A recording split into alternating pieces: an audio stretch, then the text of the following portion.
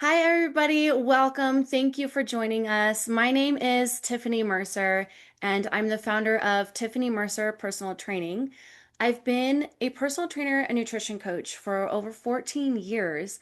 And as I have gone through this industry, I've seen a lot, I've been through a lot myself. And so I hope that these conversations are able to bring a little bit of transparency not only to the profession of the fitness industry, but also to your journey and how you can approach it from here. So, today I'm so excited to have Amy from Peak Wellness Therapy. Amy, thank you for joining me today.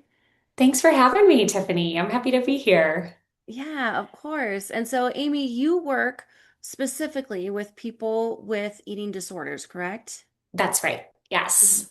Okay, can you tell me a little bit of your background and why and how you got into that and why you care about it so much? Yeah, absolutely. So I'm excited to be here and bring the therapy side into the fitness side of things. I have a little bit of an eclectic approach in my therapy practice in that I am also a fitness instructor. I'm a registered yoga teacher. I teach bootcamp classes. I teach Pilates. And I'm currently working on my personal training certificate. So all of that, in addition to being an eating disorder therapist. I've been in the therapy world for almost 10 years now. Around 2017, I started working with eating disorders at higher levels of care, so in residential settings. Yeah, and so my passion for working with eating disorders really came from um, being in the fitness world from a young age, right? We all grow up playing sports. I did competitive gymnastics for a long time. And so, very early on in my life, I was clued into people looking at, commenting on, and having thoughts about my body.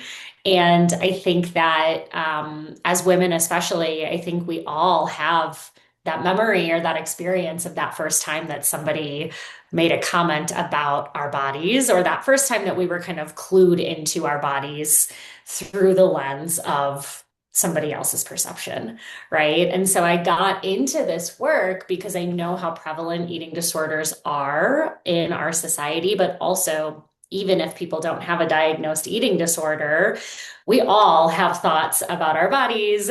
I think every single person on earth has struggled with their body image at some point or time.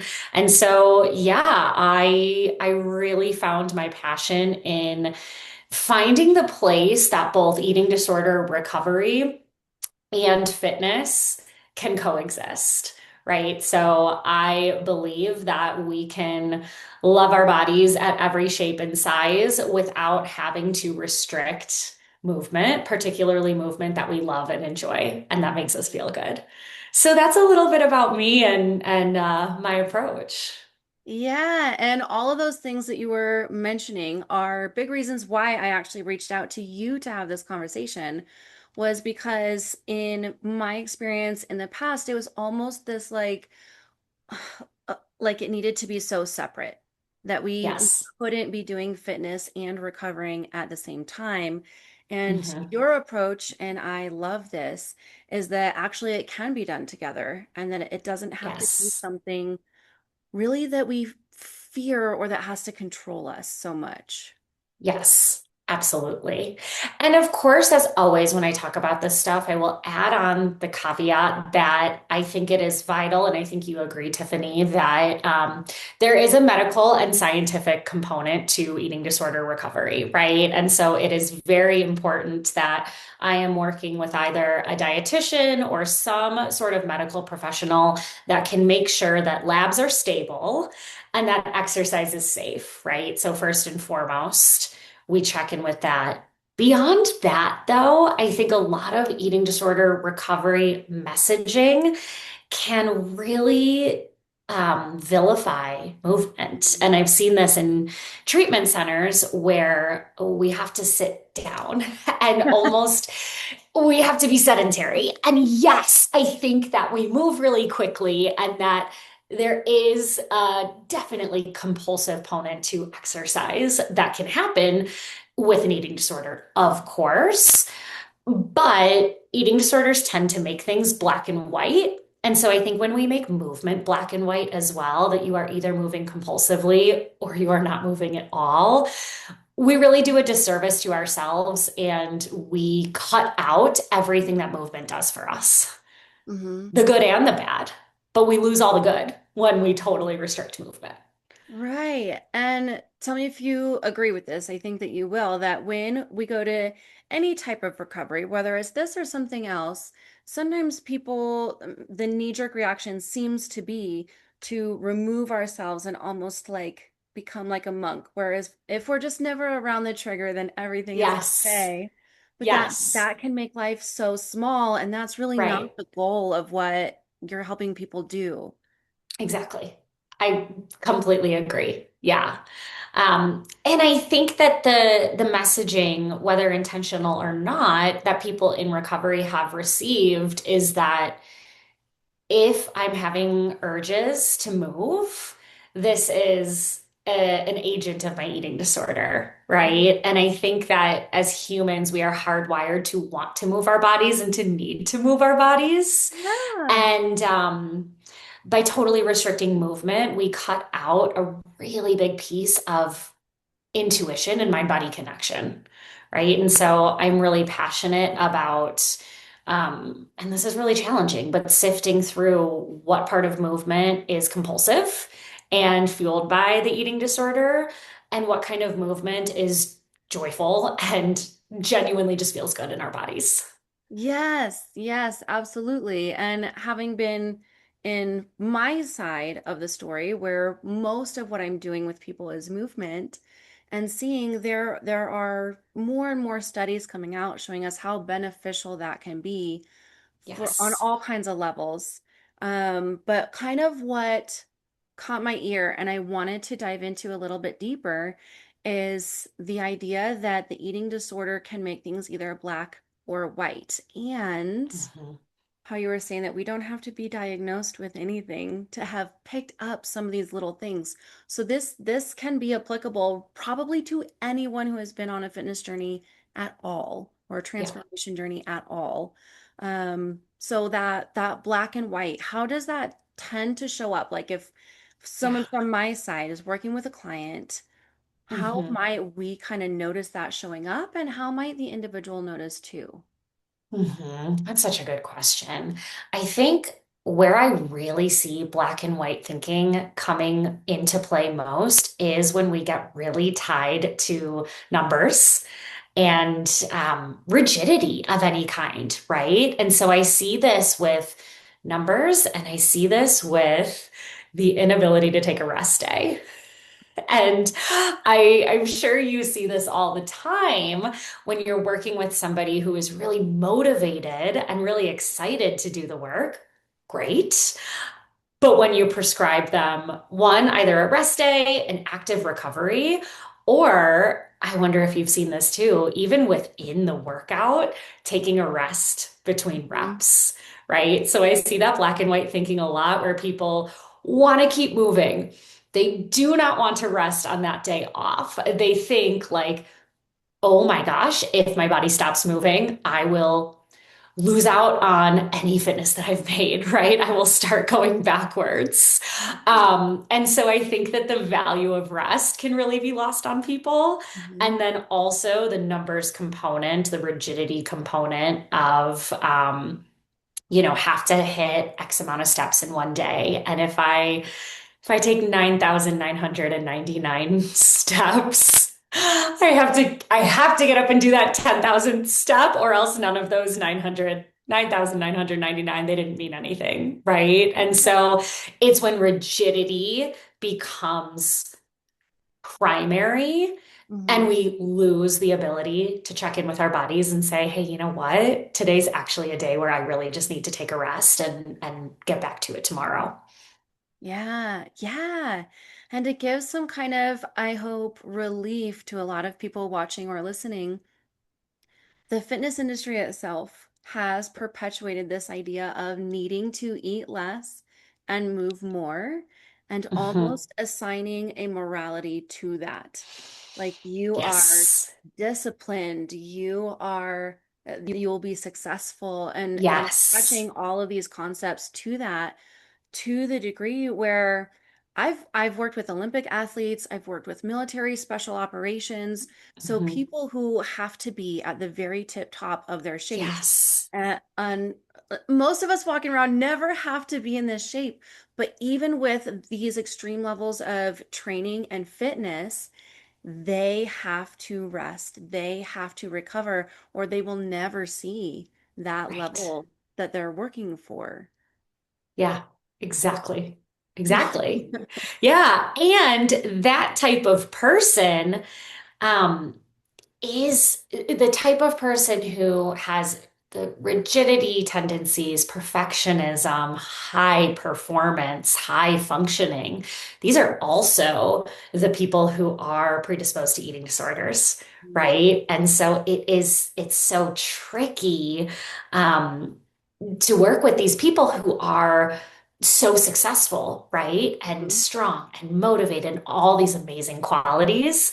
I think Mhm. if we're not careful, they will slip through the cracks because all of the things that they are so good at and they are praised for are also the things that eating disorders love to latch onto. Yeah, of course. That makes sense because it looks like what we have been taught to call success. So as long as Yes, it looks like success, we exactly. we think they've got it figured out and I don't. Exactly. Yeah, Yeah. okay. So I do want to dive into a couple of different questions, but and I know that this is going to be a nuanced answer. It's going to be a little bit different per person. But is there any kind of a guidance that you could offer for somebody who's going, "Oh, that's me. It's all or nothing." And if I didn't go all the way, then none of it counts. If somebody listening is kind of having those thoughts, where could they start? Yeah, I love this question. And I'm it's so funny as you're asking the question, I'm like preparing my therapist answer, which is always, it depends.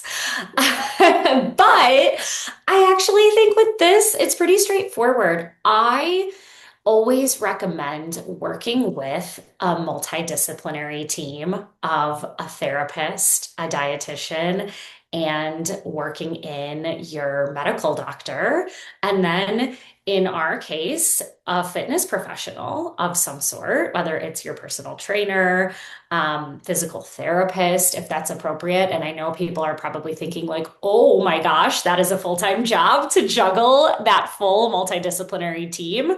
So if you're like, ooh, Amy, I need something a little bit more approachable, I would say my best guess is that you probably already have one of those providers in your life, right? You're probably already seeing a therapist, you're going to your doctor, if you're listening to this, you have either a personal trainer or somebody that you work out with.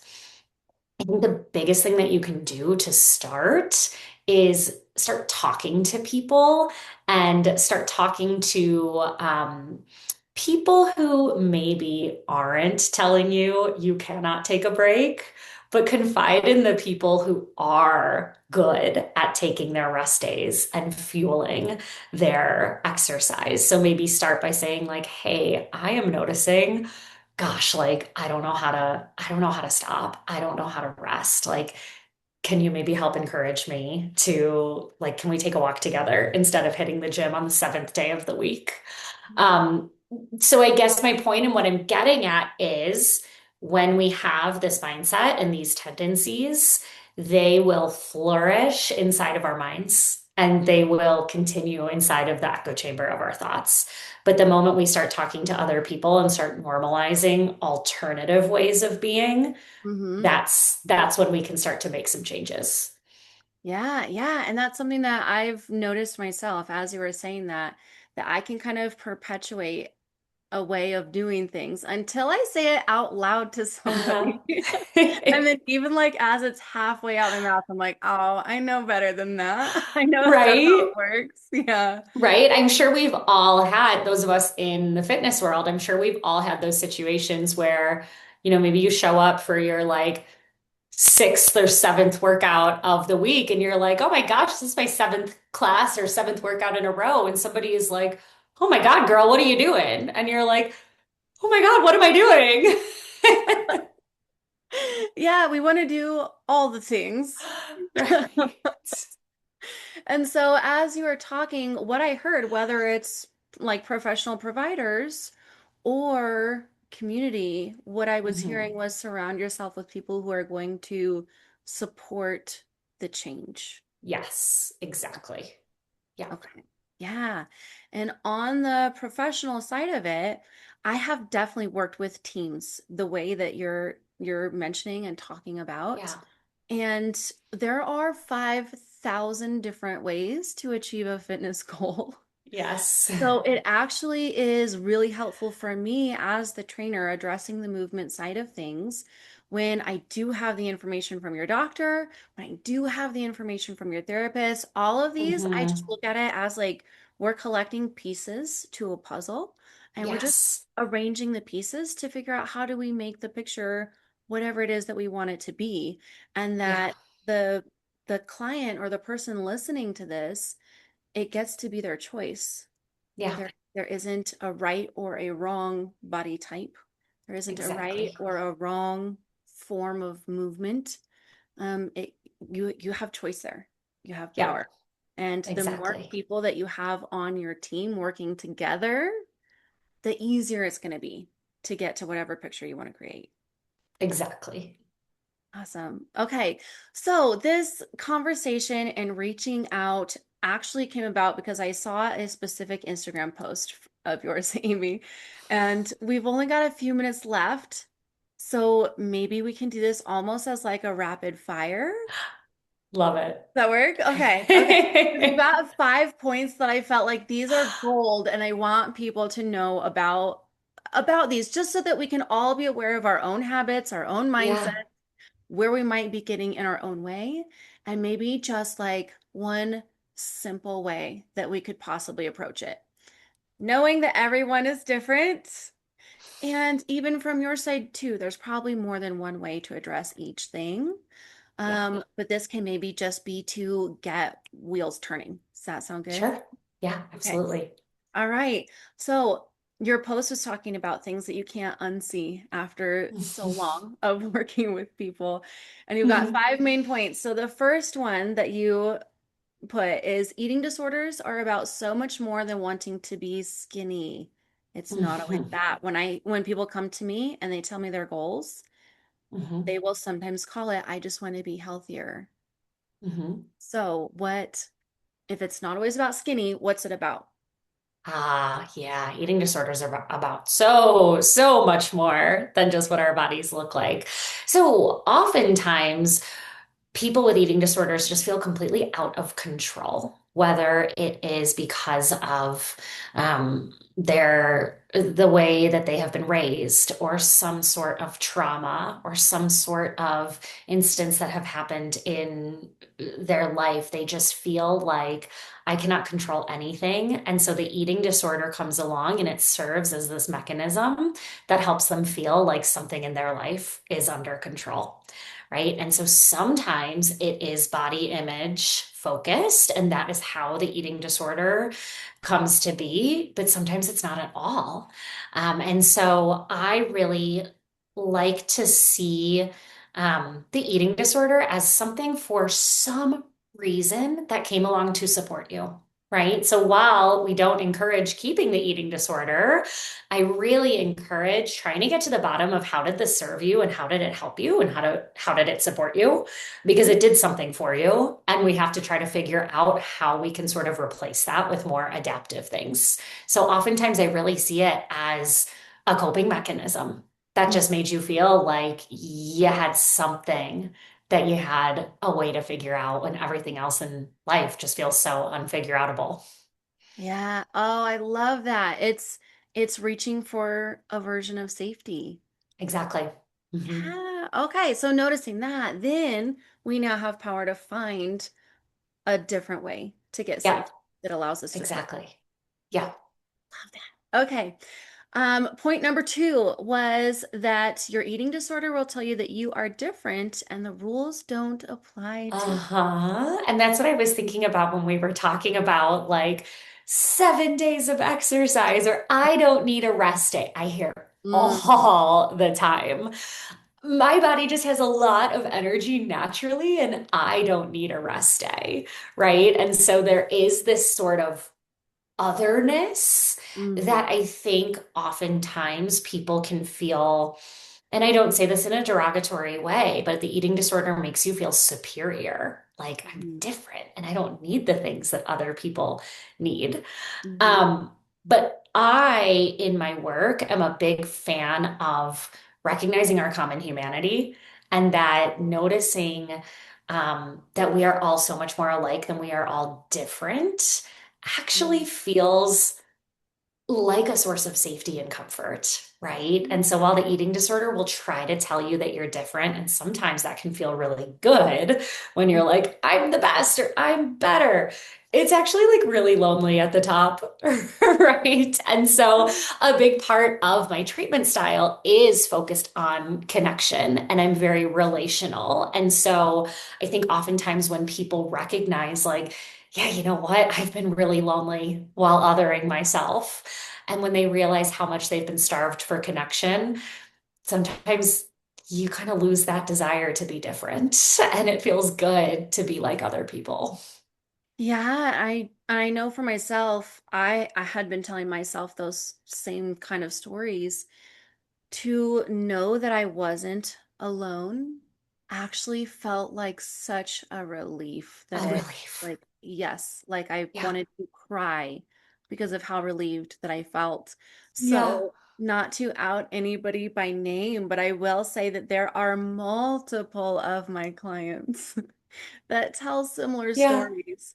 So hopefully this allows people listening to know that you're not alone and that we Hmm. have been praised for being able to go that extra mile or to do a Yeah. little bit more. And so there is a payoff for it and Yeah. and we're not alone. And we're not alone. Exactly. Yeah. Yeah. All right.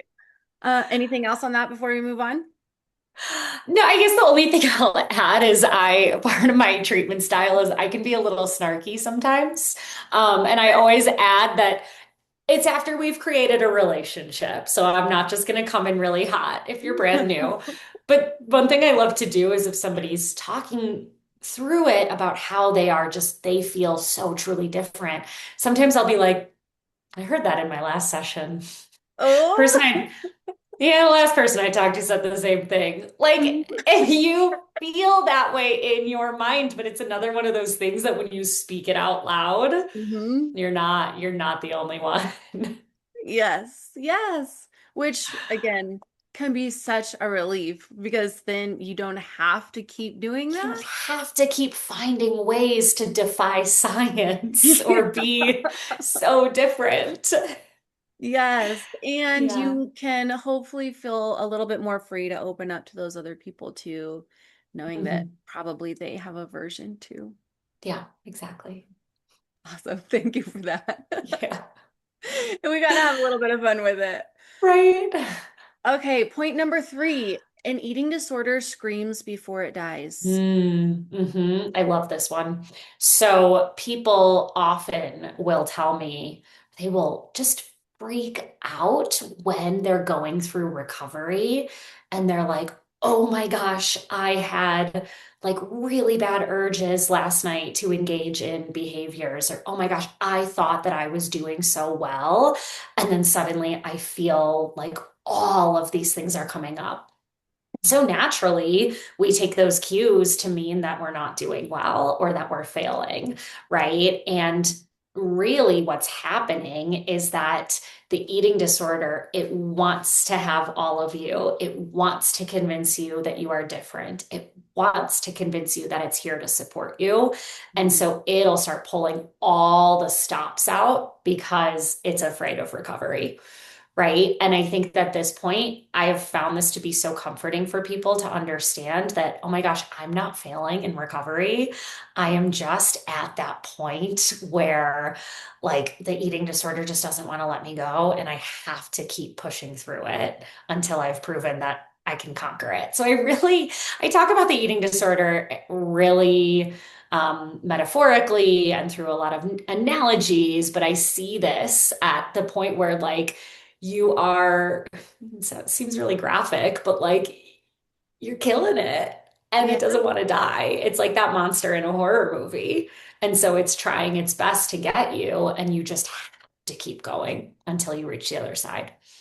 Yeah, and this is true just psychologically with any habit that you are Hmm. wanting to change.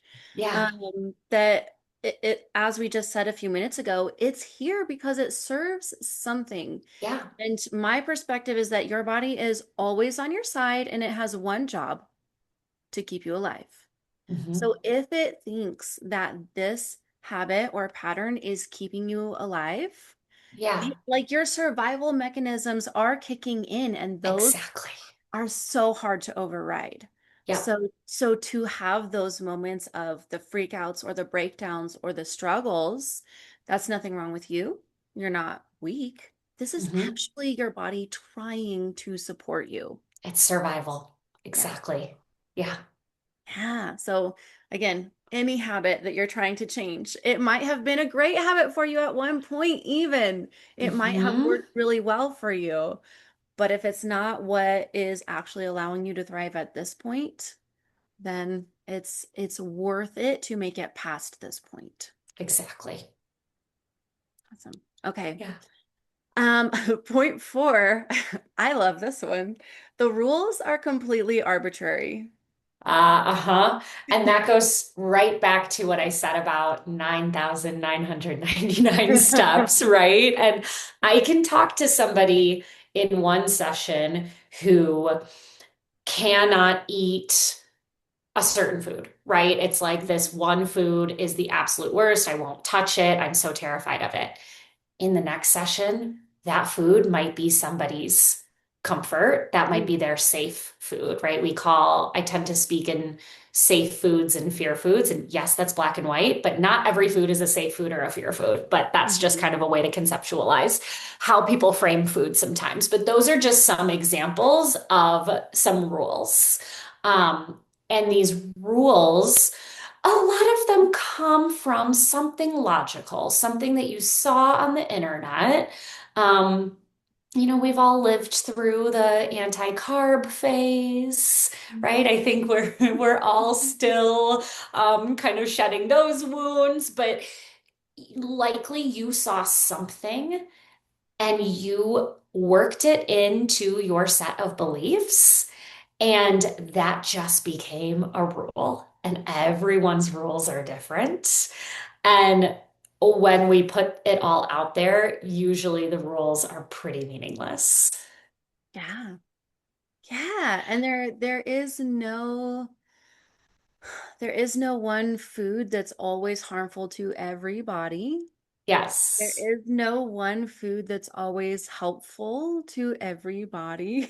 exactly. One of my favorite examples of this was a client I had who he just could not lose the weight he was trying to lose. He had excess and he wanted to feel better. He wanted to have more energy and Mhm. just nothing was changing. And I was like looking at what you're eating, I don't see anything that's raising flags there. I'm doing movement with you. I'm not seeing flags there. So finally, we had him do a food sensitivity test.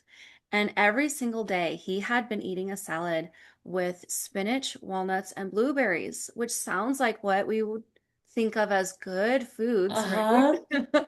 Yes. He was sensitive to all three of those. His gut was super struggling with Uh-huh. all three of those. So when we're like, oh, let's take a little bit of a break from that salad for lunch, let's do something else. Yeah. Then that's when the energy started coming and mood and everything started coming along with that. And he Uh-huh. felt so much better. So that's where I love how you mentioned earlier about being able to be a little bit intuitive too and Hmm. listening to the signals that your body is giving you because there Yeah. isn't there isn't a good or bad. Right. It's what does your body work well with? Right. Exactly. Exactly. Yeah. And I think sometimes people struggling with eating disorders might hear something like that and think like, what? No, those foods are all good. Yeah. And it's exactly like you said. Well, it depends on your body and what you need. Yeah. And your body at different stages of life is likely going to need different things too. Right. So it's okay to have some flexibility and allow some shifting, allow some change. Exactly. Yeah. The rules are arbitrary. The rules are Okay. arbitrary. Yeah. This one I think might hit a little hard for some people. I know that I don't like the feeling of it initially. Point five is the goal might not be fully recovered. Yep. What do you Yep. mean? I know. I know. And you have to have this conversation with people a lot is that and this is where I like to I'm a very relational therapist, so I self-disclose when it's appropriate, and I think that this is so appropriate. I have bad body image days like all the time. And I'm an eating disorder therapist and I talk about body image constantly. And so if me, somebody who pushes all of this stuff constantly, is still sometimes looking in the mirror and going, don't love it. How can I try to sell this belief that one day you are going to love your body every single day and you are never going to have thoughts about how much you're eating and you are never going to feel like you didn't move enough? Like, we're human, right? We're human and we live in a society that is riddled with really negative messaging about food and our bodies. And while I hope one day that that changes, I just don't think our humanness is going to go away. And so I think that if the goal isn't like 100%, I've conquered it all, and the goal is just like, can I manage this stuff and not have it take over my life every single day? I Mhm. think we get to release a lot of the pressure Yeah. of recovery being another perfectionistic goal that we have to achieve. Yeah. Yeah. There's something that was quite challenging for me to learn as I started like a trauma healing journey was there is no there. There is no Mhm. arriving at this There is no perfect arriving. paradise. Yep. And Yeah. even balance is not a noun, it's a Yeah. verb. And Yeah. it's balancing. It's always kind of doing these little shifts Yeah. to come back to wherever it is we're wanting to be. Exactly. Yeah. And so, yeah, I know initially that can bring up this feeling of like, what do you mean there's not a perfect level to achieve? Yeah.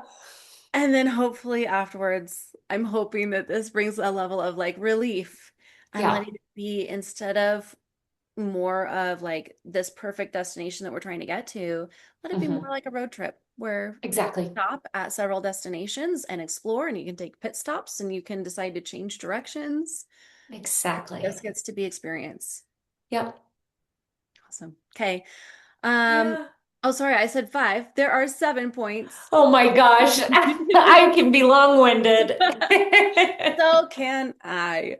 Um, six, we pretty much touched on already, saying that you probably can't recover on your own.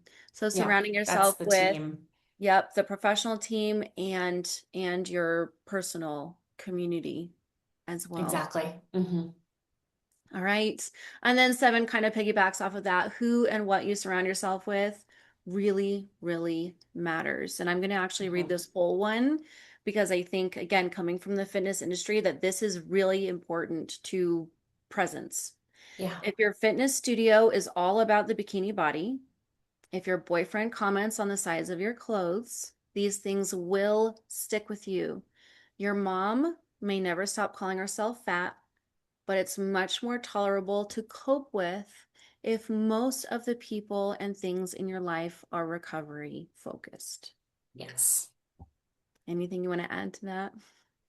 Yeah, I think I added in that piece of the mom because I think I never want people to think, oh my gosh, like I have this person in my life that's never going to change. So does that mean that I am never going to change if I can't fully surround myself? And I think this is where I kind of take the like maybe the 80-20 rule or the what's in your control versus what's not in your control, right? So we can't choose our parents, but we can choose the fitness studio that we go to. We can choose to stay in a relationship if it serves us or if it doesn't, right? And so if you've got a supportive partner, supportive friends, your community celebrates movement that is joyful. And then sometimes you go home and it's hard to tolerate your boomer parents who might talk about food and body in a different way. Like you are going to be more equipped to do that, or it's going to be easier to handle the headlines or the magazines about thinness if you have this like solid, strong foundation. Yeah, and I like to talk about it like anchors. I have people who Hmm. can anchor me back to what's actually Yeah, really important to me. You mentioned self-disclosing. It's my job to help people be happy and healthy and confident in their bodies. And still, I can be scrolling Instagram and see someone else and yeah, feel it's like, oh, I wish I looked like her. yeah, Or even tell those stories of she must be more disciplined than I am, yeah, or whatever it is that comes up. But because I surround myself with people who actually know my character and my values, as long as I'm open and honest with them, they can kind of pull me back to my center and be like, exactly. we don't know her story. We don't even Right. know if that's AI. Right, right, exactly. Yeah, And here's you showing up in ways that are important and matter to yeah, you and kind of help bring me back to like, you're right. I am living a life that I'm really proud of. yeah, Yeah. yeah, exactly. Okay.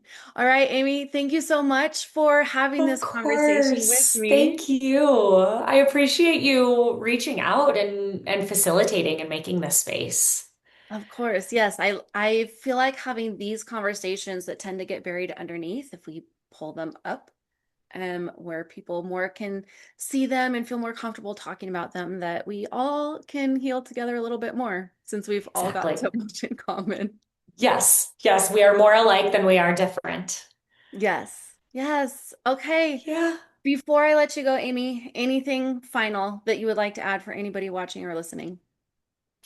No, I mean, I guess I think the only thing that I would add is just like, I can't emphasize enough how important it is to reach out and talk to people and don't live alone in the silence of your head.